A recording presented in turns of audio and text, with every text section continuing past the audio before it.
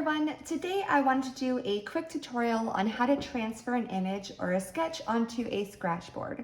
First, we will briefly go over how to get the image or sketch ready. We will go over the different kinds of transfer papers, and then we will dive into the transfer. So to start, you will need to have a sketch ready to go that is equivalent to the size of the board that you'll be using, or just make sure the image fits onto the Scratchboard how you want it. I personally always put my images or sketches to the exact size of the board, so I know exactly where my subject is going to be placed, and I just leave a little bit of excess paper up at the top here so I can fold it over to hold it in place. And in this example, I'll be using this 5x7 sketch for this 5x7 Scratchboard. And for sketching, I usually just start with a ruler and a pencil to outline the area size that I need, and I will either grid out the sketch or just dive right into drawing. For those of you newer artists, it is of course always recommended to continuously build up your skill set and work on your drawing skills. But for those of you who are just eager to dive right into learning Scratchboard, you can also simply print out the image from your computer at the size you want and use the print instead of sketching it by hand.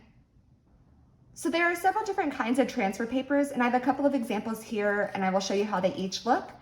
One of the most popular brands among Scratchboard artists is the Serral transfer paper, and they actually have this in 5 different colors. Oh, and you can buy this at places like Blix, Artisan Craftsman Supply, or online. So they have the 5 different colors right now. They have graphite, white, blue, yellow, and red. One of the most popular ones among Scratchboard artists is going to be the white because of course you're transferring onto a black board. The thing about the white is it does leave very heavy visible lines as well as some chalky residue around other parts of the board. So here I have a test board. Let's go ahead and show you what it looks like.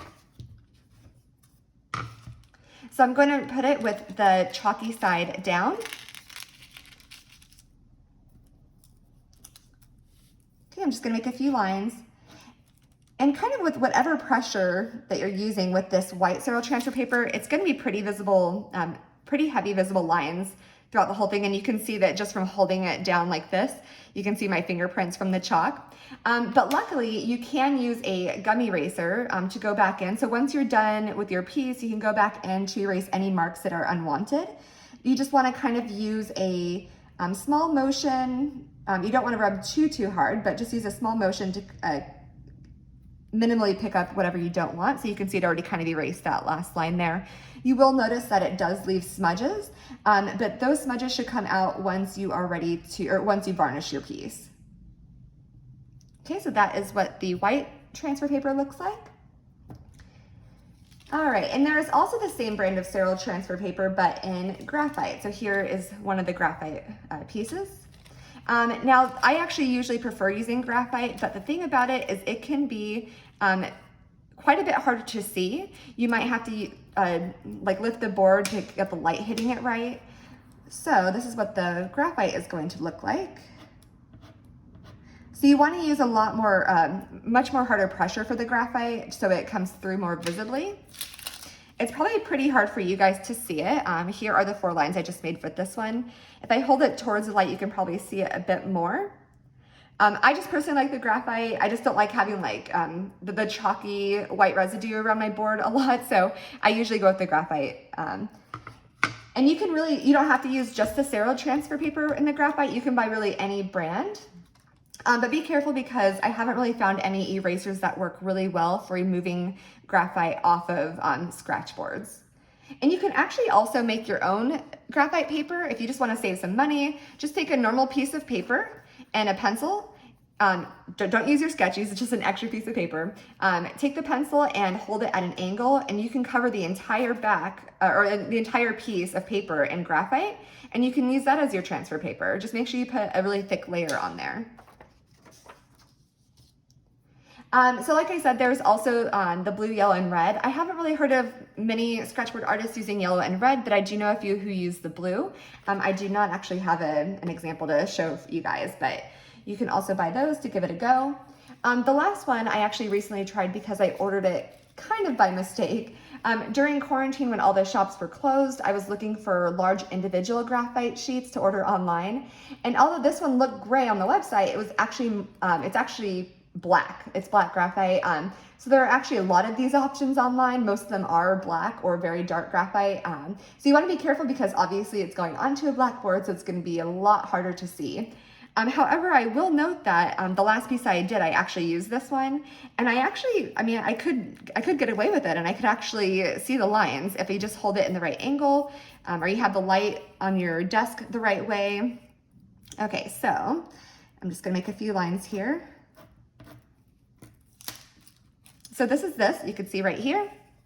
So if I hold it at an angle, you can see a little bit better, but like I said, it is black on black, so it's gonna be much harder than the others. Okay, now that we have gone over the papers, I will show you how to transfer the image to the scratchboard. As mentioned earlier, I always prep my image to the exact size of the board, and I cut off any excess paper around the edges with just leaving some extra length on top like this. And I also cut out the same size of the transfer paper. I'll go ahead and use the white Xero transfer paper just so you guys can more easily see the transfer lines. Now there are several ways you can go about this, but I'm just going to start by first securing my transfer paper onto the board. I'm going to just bend the top portion a little bit here to help me secure it a bit easier. Now remember, when you press down with your fingers on anywhere of the board, the transfer residue, there is going to be transfer residue on there. So I'm just going to kind of be very delicate in how I handle this as best I can. But like I said, we can go in with the gummy eraser at the end to remove it. And I'm just gonna kind of hold down. I know there's gonna be markings around this area, so it's okay if there's a little bit of residue. I'm just gonna kind of hold it down. And I'm gonna grab some pieces of tape. I'm gonna first put one piece of tape on the bottom and fold it over. Okay, and I'm gonna turn it over. I'm gonna put a few more. I'm just using some masking tape, or you can use artist tape. You do want to make sure that it's pulled pretty tight. Okay, so our transfer paper is on there now. Let me just get a few more pieces of tape here.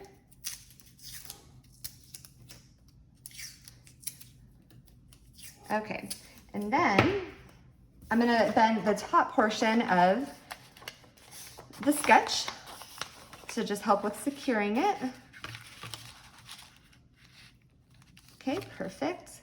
I'm gonna do the same thing. I'm gonna tape the bottom. And I'm going to tape just the really small pieces. I usually reuse tape. I just have a few pieces usually sitting on the side of my desk for when I transfer images. All right, so we are ready to go. So I'm just gonna use this ballpoint pen. Some people do use a different color pen so they can more easily see what lines they have transferred. But I'm just going to start, and I'm gonna be careful about where I place my hand so I just get as little residue as possible onto the board. I'll just put my finger here. And with the white Xero transfer paper, you don't need to press that hard. If you're using graphite, you definitely want to press a lot harder.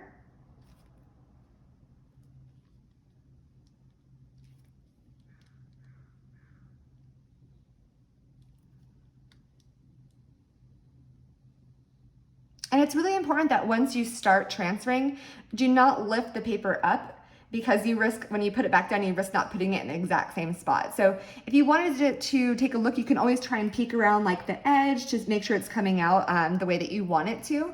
But just be careful not to lift the whole thing up.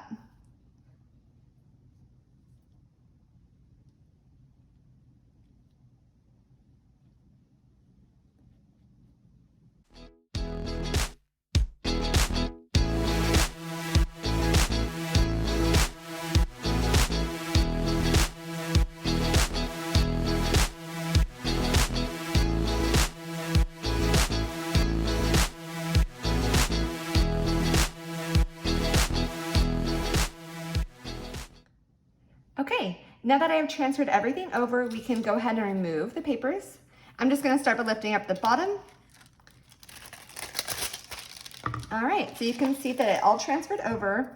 Like I said, there's gonna be chalky residue kind of all over the board, but you can just go in with your gummy eraser and just start removing it like this. You can see that it lifted up pretty well. All right, and I also want to note that I do use the transfer paper a few times before I discard it. You can usually get a few uses out of it. All right, that is all I have for you, and I hope that this has been helpful, and good luck with getting into Scratchboard.